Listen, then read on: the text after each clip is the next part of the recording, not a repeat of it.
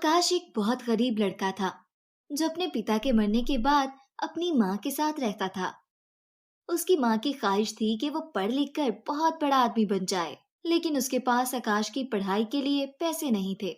इसलिए आकाश स्कूल जाने के साथ साथ सड़क पर फल भी बेचता था ताकि अपनी पढ़ाई के लिए कुछ पैसे इकट्ठे कर सके।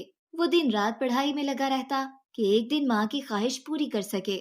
लेकिन आकाश की माँ उसके फल बेचने की वजह से खुश नहीं होती। वो चाहती है कि आकाश इतनी छोटी उम्र में मेहनत मजदूरी ना करे।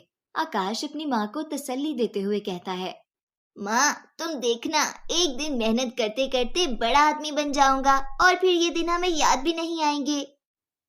उसकी माँ उसकी बात सुनकर मुस्कुरा देती है। लेकिन एक दिन जब आकाश स्कूल से वापस आता है तो सामने उसकी माँ की लाश पड़ी होती है।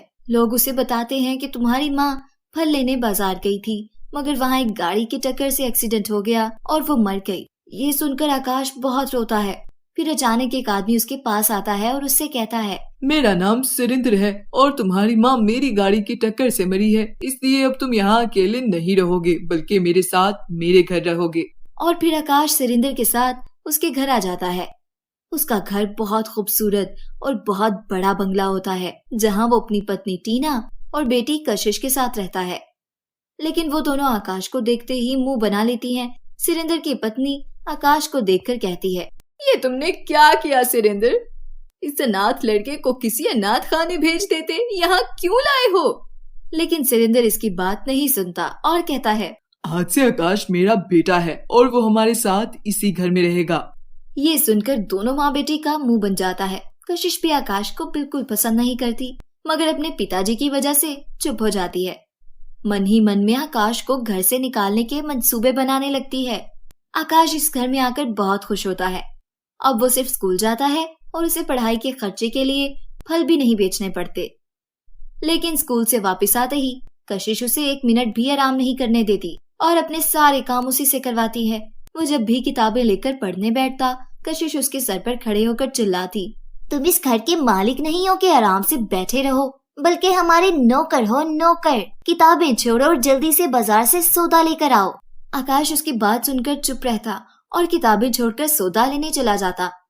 वो कभी पलटकर टीना या कशिश को जवाब न देता, क्योंकि सुरेंद्र अंकल उससे बहुत प्यार करते थे, उसकी हर चीज का ख्याल रखते।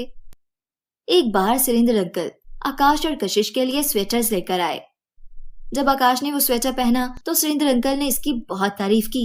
ये तारीफ सुनकर कशिश गुस्से से जल भुन गई और मन ही मन में कहा, अब देखना आकाश, मैं स्वेटर का क्या हश्र करती हूँ। और फिर एक दिन वो स्त्री से उसका स्वेटर जला देती है। आकाश उस स्वेटर को देखकर बहुत दुखी होता है, क्योंकि उसे मालूम था कि ये कशिश की शरारत है। मगर जब सुरेंद्र अंकल उसे पूछते हैं तो वो उनसे झूठ बोल देता है कि स्वेटर मुझसे जल गया। कशिश ये जवाब सुनकर बहुत खुश होती है और सोचती है, अब आएगा मजा, अब तुम्हें मैं और तंग करूंगी। और फिर वो आकाश को तंग करने का कोई मौका हाथ से जाने नहीं देती, क्योंकि उसे अच्छी तरह पता होता है आकाश कभी उसके पापा से शिकायत नहीं करेगा। लेकिन आकाश उसे बहन की तरह समझता है और उसकी शरारतों को अनदेखा कर देता है। वो कशिश से कहता है, तुम मेरी बहन की तरह हो, इसलिए मुझे तुम्हारी शरारतों पर गुस्सा नहीं आता।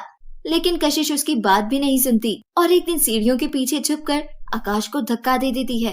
वो सीढ़ियों से गिरकर जख्मी हो जाता है, लेकिन वो जानते हुए भी कशिश का नाम नहीं लेता। उस दिन कशिश सोचती है कि ये तो घर से जाने का नाम ही नहीं ले रहा। वो अपनी मम्मी टीना से बात करती है, मम्मी ये लड़का तो हमारे सर पर बैठ गया है, इसको यहाँ से निकालने के लिए कुछ बड़ा करना पड़ेगा।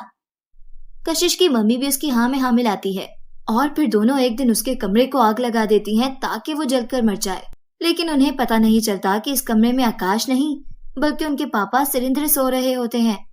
सुरेंद्र के चलाने पर कशिश और टीना को असल सूरत-ए-हाल का पता चलता है तो दोनों चीखने लगती हैं, लेकिन वो इतनी डर जाती हैं कि आग बुझाने की बजाय रोने लगती हैं। दूसरी तरफ आग सारे कमरे को अपनी लपेट में ले लेती है और सुरेंद्र मदद के लिए पुकारने लगता है। अचानक कहीं से आकाश आ जाता है। वो ये सब देखकर इन दोनों को तसल्ली देता है और खुद सीढ़ियां चढ़कर सुरेंद्र अंकल को बचाने पहुंच जाता है और अपनी जान खतरे में डालकर उन्हें बचा लेता है। उस दिन टीना और कशिश को पता चलता है कि वो आकाश के साथ कितना बुरा सलूक करती रही हैं। वो आकाश के सामने शर्मिंदा सर झुकाए खड़ी रहती हैं। फिर कशिश आकाश के सामने हाथ जोड़कर कहती है, मुझे माफ कर दो भैया, मैंने तुम्हारे साथ बहुत बुरा किया, यहाँ तक कि तुम्हारी जान लेने की भी कोशिश की, मगर तुमने बदले में मुझे हमेशा बहन ही समझा और आज तुमने मेरे पापा की जान बचाकर ये साबित कर दिया कि तुम मेरे भाई हो। आकाश कशिश की बात सुनकर उसे सच्चे दिल से माफ कर देता है और फिर वो चारों एक परिवार की तरह हंसी खुशी रहने लगते हैं।